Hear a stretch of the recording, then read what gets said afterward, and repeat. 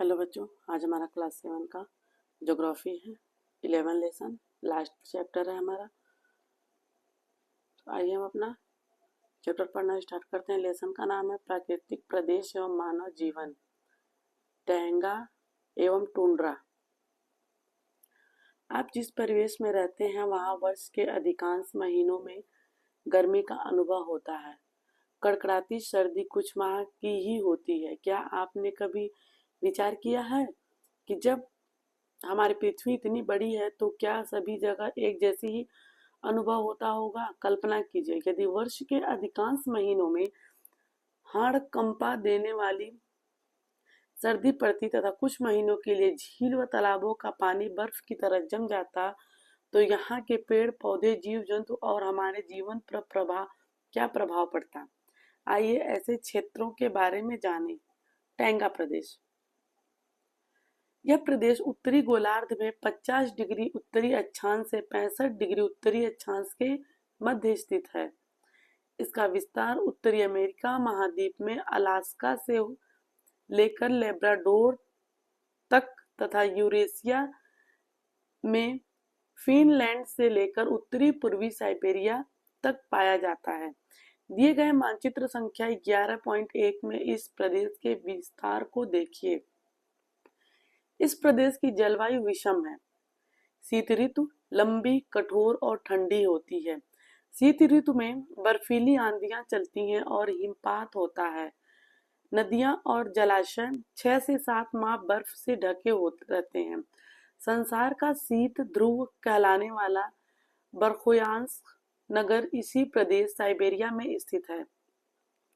यहाँ साल भर वर्षा जल और हिम के रूप में होती है।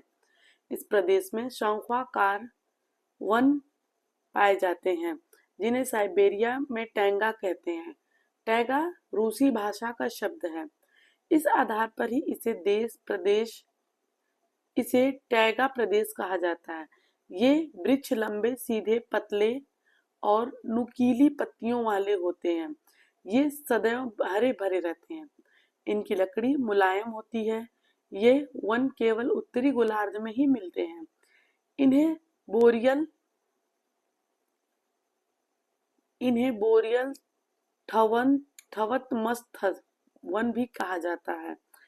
इन वनों में पाए जाने वाले मुख्य वृक्ष चीड़, सेडार, स्पूस, स्प्रूस, फर, वाल्सम, रेडियम आदि। दक्षिणी गोलार्ध में 50 डिग्री दक्षिणी अक्षांश से 65 डिग्री दक्षिण अक्षांश के मध्य जलमंडल का विस्तार है। अगर दक्षिणी गोलार्ध में जलमंडल के स्थान पर स्थलमंडल का विस्तार होता तो यहाँ भी टैगा प्रदेश पाया जाता। सोचिए इस ठंडे प्रदेश में जीव जंतु कैसे रहते होंगे और क्या खाते होंगे। मिट्टी, सॉइल। वर्ष के अधिकांश समय धरातल पर अस्थायी रूप से बर्फ के जमे रहने और जल के रूप में कम वर्षा के कारण यहाँ मिट्टी का विकास नहीं हो पाता। यहाँ की मिट्टी बारीक नहीं पथरीली है, जिसे सूधर या पाड़जाल मिट्टी कहा जाता है। यह मिट्टी कृषि की दृष्टि से अनुपजाऊ है, इसीलिए यहाँ के लोग वन तथा अन्य प्राकृतिक संसाधनों पर आधारित हैं या आश्रित हैं। जीव जंतु, एनिमल्स। इस प्रदेश में जीव जंतुओं के शरीर की संरचना इस तरह की होती है कि वे शीतकाल की कठोरता यानी कि अधिक ठंड को सहन कर सकें। अधिकांश जीव जंतु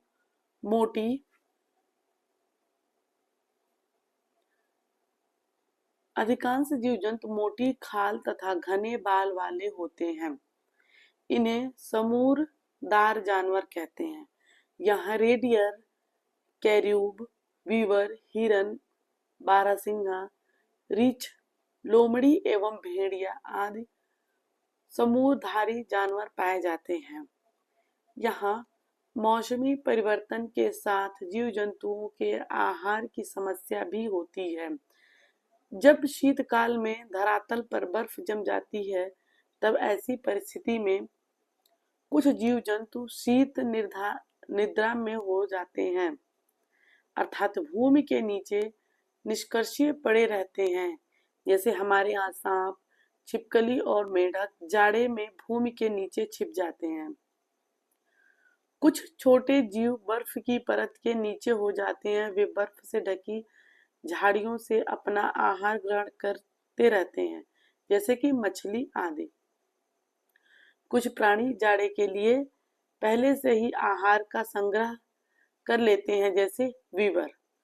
कुछ जीव जंतु दक्षिण की तरफ शीतोष्ण घास प्रदेश में मौसमी स्थानांतरण कर लेते हैं, जैसे कि हिरन, बारहसिंगा, रीछ आदि। शीत ऋतु में साइबेरिया के पक्षी भारत के उत्तरी मैदानी भागों में शरण लेते हैं और ग्रीष्म काल आने पर पुनः साइबेरिया की तरफ लौट जाते हैं। अब है मानव जीवन, ह्यूमन लाइफ। इस प्रदेश में वर्ष के 6-7 माह धरातल पर बर्फ जमी रहने, ग्रीष्मकाल की कम अवधि, अनुपजाऊ भूमि होने के कारण कृषि का विकास अत्यंत कठिन है। विषम जलवायु होने के कारण टैंगा प्रदेश में जनसंख्या बहुत कम है। इस प्रदेश के भीतरी भागों में कुछ जनजातियां रहती हैं। लकड़ी की कटाई, चिराई और खानों से खनिज निकालने के लिए यहाँ अब कुछ नई बस्तियां स्थापित हुई हैं। यहाँ पर पेड़ों की कटाई मशीन से की जाती है। लकड़ी के लट्ठों से इमारती लकड़ी, लुगदी, कागज, दिया सलाई, खंबे, फर्नीचर तथा अन्य पदार्थ तैयार किए जाते हैं। कनाडा के उत्तरी पूर्वी भाग में जल विद्युत की सुविधा होने के कारण यहाँ पर व्यवसाय सबसे अधिक उन्नतिशील है। यहाँ संसार का सबसे अधिक अखबारी कागज तथा लुगदी बनाया जाता है। राल, तारपीन का तेल तथा विभिन्न प्रकार के सुगंधित पदार्थ जैसे कनाडा बालरस आदि पेड़ों के लीसा से तैयार किए जाते हैं। लुगदी के प्लाईवुड बनाया जाता है। आइए कागज बनाएं। आप अपने पुराने रद्दी अखबारी कागजों को एक बाल्टी में हल्के गर्म पानी में भिगो दीजिए। ये कागज जब ठीक से भीग जाए तब संभाल कर किसी मुगरी से पीट कर इसकी लुगदी तैयार कर लें। इसमें रंग डालकर रंगीन कागज भी बना सकते हैं। लुगदी से पानी किसी बारीक कपड़े की सहायता से छान लीजिए और उसे किसी पटरे या पीढ़े पर रखकर किसी बेलन से बेल कर सुखा लीजिए। अब आप इस कागज पर चित्र आदि बना सकते हैं। यहाँ के कुछ निवासी मछली पकड़कर भी जीवन निर्वाह करते हैं।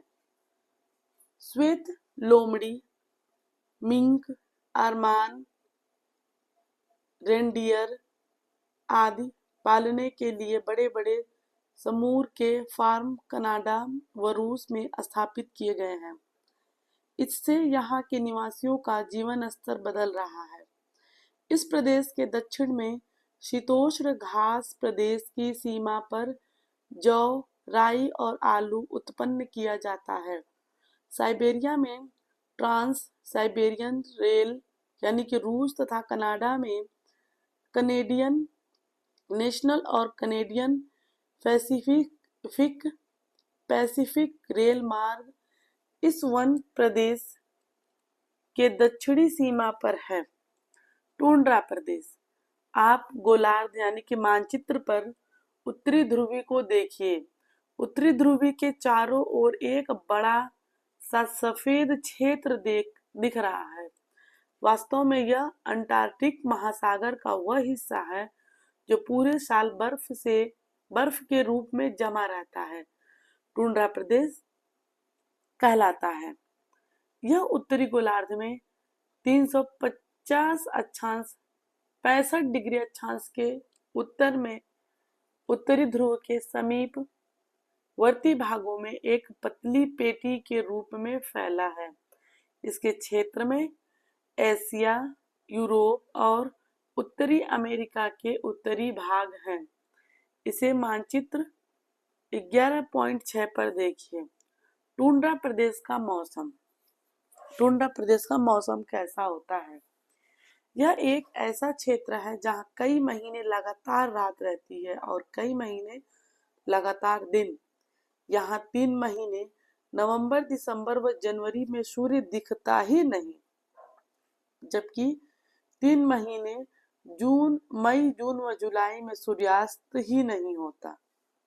बताइए ऐसा क्यों होता है? यहाँ का धरातल कम से कम 8 महीनों तक पूरी तरह बर्फ से ढका रहता है। इस कारण यहाँ पूरे साल अत्यधिक ठंड रहती है। आप कल्पना कीजिए और अपनी अभ्यास पुस्तिका पर लिखिए कि यदि हमारा क्षेत्र भी 8 महीने बर्फ से पूरी तरह ढका रहे तो हमारी जीवन शैली में क्या परिवर्तन होगा। सर्दी के महीनों में यहाँ इतनी ठंड पड़ती है कि झीलें, नदियां व समुद्र सभी जम जाते हैं। तेज बर्फीली हवाएं चलती है और हिमपात यानी कि स्नोफॉल होता है। क्या आप बता सकते हैं कि ध्रुवीय प्रदेश टुंड्रा प्रदेश में इतनी अधिक ठंड क्यों पड़ती है? पहला पॉइंट है, क्या टुंड्रा के ठंडे क्षेत्र में कोई वनस्पति होगी? यदि हाँ तो कैसी? क्या टुंड्रा के बर्फीले क्षेत्र में कोई जीव जंतु रहता होगा? यदि हाँ तो कैसे? क्या टुंड्रा क्षेत्र में मानव जीवन संभव है? यदि हाँ तो किस प्रकार? आइए जानें। वनस्पति, वेजिटेशन। आप जानते हैं कि वनस्पति के उगने के लिए नमी और ताप की आवश्यकता होती है। टुंड्रा क्षेत्र में नमी तो खूब है लेकिन ताप की कमी है। इस कारण यहाँ वनस्पति नहीं उग पाती। यहाँ पर वही वनस्पतियां होती हैं जिनमें बहुत ठंडी दशाओं को सहन करने की क्षमता होती है। सूर्य के प्रकाश की कमी तथा अत्यधिक ठंड के कारण यहाँ के अधिकतर पौधे गुच्छेदार एवं 5 से 8 सेमी ऊंचाई वाले होते हैं। झाड़ियां प्रायः उन भागों में विकसित होती हैं जहां पर बर्फ का ढेर उन्हें तेज चलने वाली बर्फीली हवाओं से बचा सके। इनमें अंटार्कटिक विलो नामक झाड़ी प्रमुख है। गर्मी में बर्फ पिघलने पर लाइकेन, काई, बर्ज एवं एल्डर के छोटे छोटे पौधे उगते हैं जो रेडियर पशु का मुख्य भोजन है। क्रियाकलाप। आप भी ठंड के समय अपने क्षेत्र में उगने वाले विभिन्न प्रकार के पेड़ पौधों की सूची अपनी अभ्यास से पुस्तिका पर बनाइए। जीव जंतु, एनिमल्स।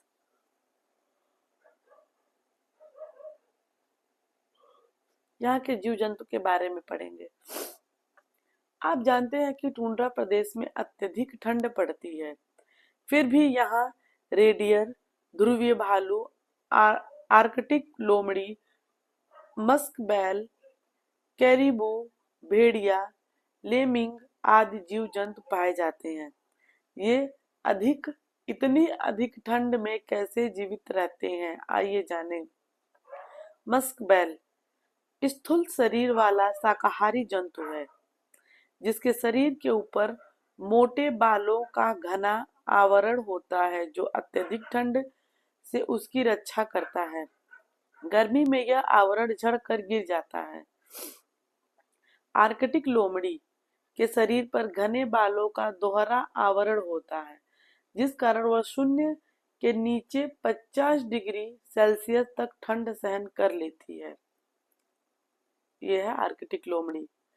ध्रुवीय भालू और कैरिबू के पैर का निचला भाग इस तरह का बना होता है कि उससे होकर शरीर की गर्मी बाहर ना निकल सके। इस तरह वह ठंड से बच जाता है। यहाँ के समुद्र में सील, व्हेल और विशालकाय वालरस निवास करते हैं, जो मई व जून के महीनों में स्थल पर आ जाते हैं। क्रियाकलाप: आप ऐसे जानवरों की सूची अपनी अभ्यास पुस्तिका पर बनाइए जिनके शरीर पर घने बाल होते हों, जैसे भालू। मानव जीवन, ह्यूमन लाइफ। टुंड्रा क्षेत्र में बहुत ठंड पड़ती है, जिससे यहाँ पर मनुष्य को रहने में बहुत परेशानी होती है। इसीलिए इस क्षेत्र की जनसंख्या बहुत कम है। यहाँ कुछ आदिवासी जनजातियां पाई जाती हैं। उत्तरी अमेरिका, ग्रीनलैंड आदि के टुंड्रा निवासी एस्किमो, फिनलैंड के लैप और साइबेरिया के याकूत कहलाते हैं। आप सोच रहे होंगे कि यहाँ के लोग इतनी ठंड में कहाँ व कैसे रहते होंगे और क्या खाते होंगे। यहाँ के लोग बर्फ के घर बनाकर रहते हैं, जिन्हें इग्लू कहते हैं। इग्लू में बर्फ की ठंड के प्रभाव को कम करने के लिए ये लोग उसके भीतरी भाग में जानवरों की खाल लगाते हैं। इस क्षेत्र के लोग शरीर को ढकने के लिए भी खाल का प्रयोग करते हैं। 11.11 को देखिए। इग्लू। आप जानते हैं कि टुंड्रा क्षेत्र में वनस्पति नहीं होती है। यहाँ पर खेती करना असंभव है। इसलिए ही यहाँ के लोग भोजन हेतु मांस पर आधारित हैं।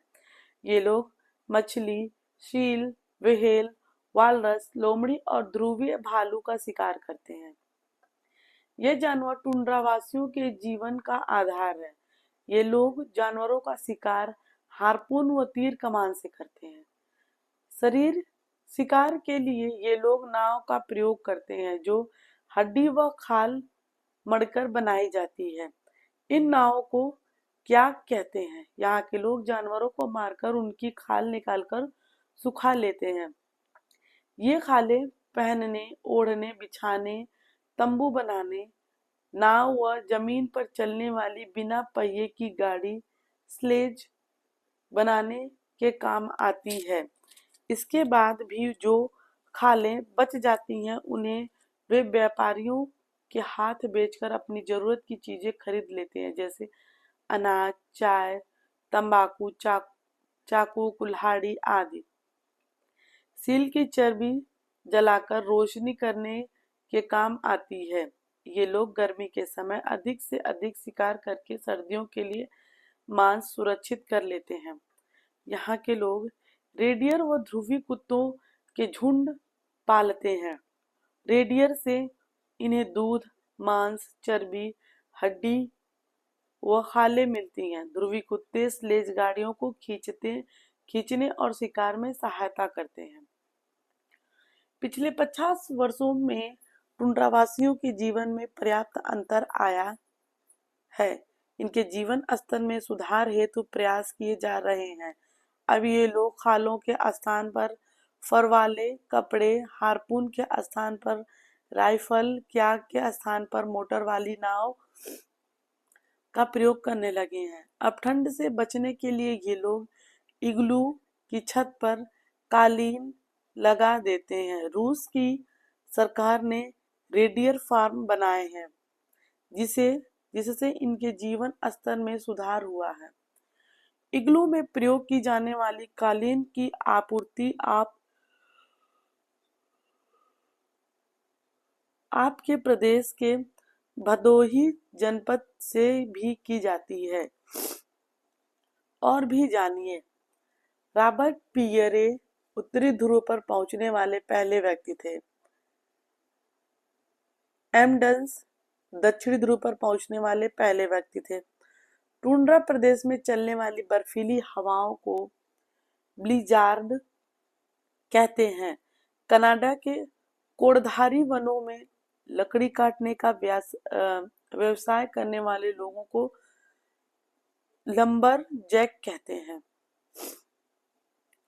ये हमारा चैप्टर समाप्त हुआ। नीचे है क्वेश्चन आंसर, इसको हम लोग नेक्स्ट दिन नेक्स्ट क्लास में पढ़ेंगे। अगर वीडियो पसंद आए तो चैनल को सब्सक्राइब करिएगा। हम अपना क्लास यहीं पे बंद करते हैं। धन्यवाद।